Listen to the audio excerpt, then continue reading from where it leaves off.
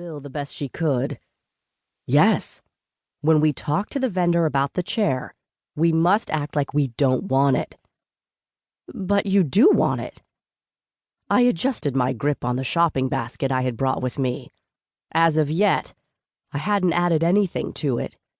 Truth be told, I hadn't come to the flea market this day to shop.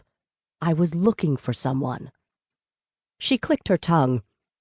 Millie Fisher, you would be the world's worst gambler. Considering I am a 67-year-old Amish woman, I choose to take that as a compliment. She shook her head. Just know I won't be taking you on my next trip to the Roxino in Cleveland. You would completely ruin my luck.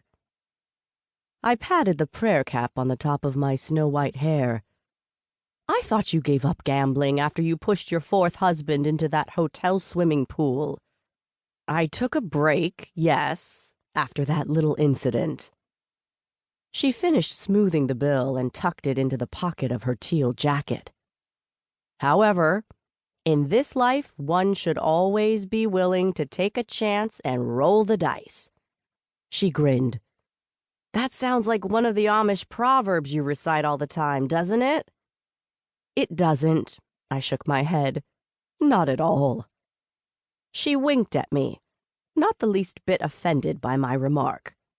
I wished I could be as easygoing as Lois, but on this special errand, that was impossible. I turned back to the vendor she had pointed out.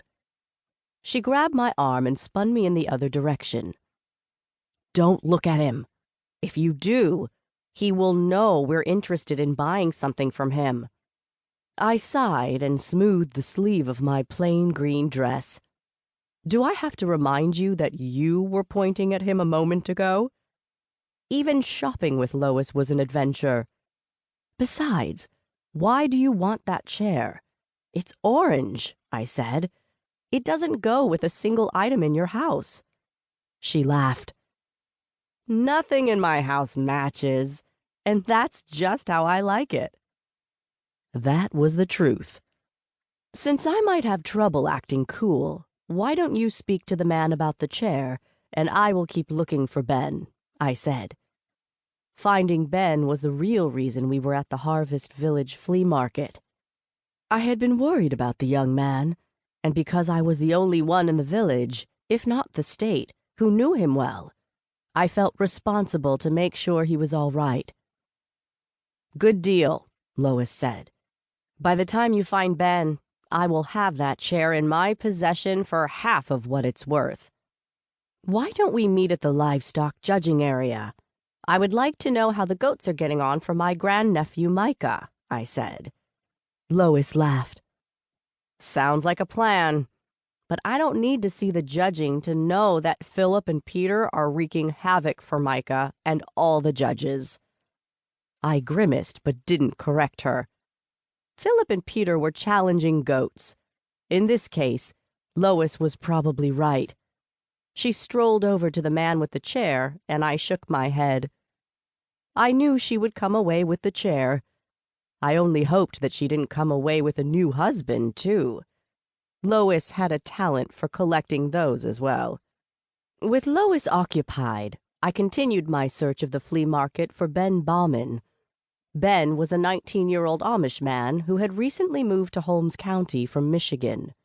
I had known him since he was a child, because he came from the same community in which I had lived for 10 years while taking care of my invalid sister.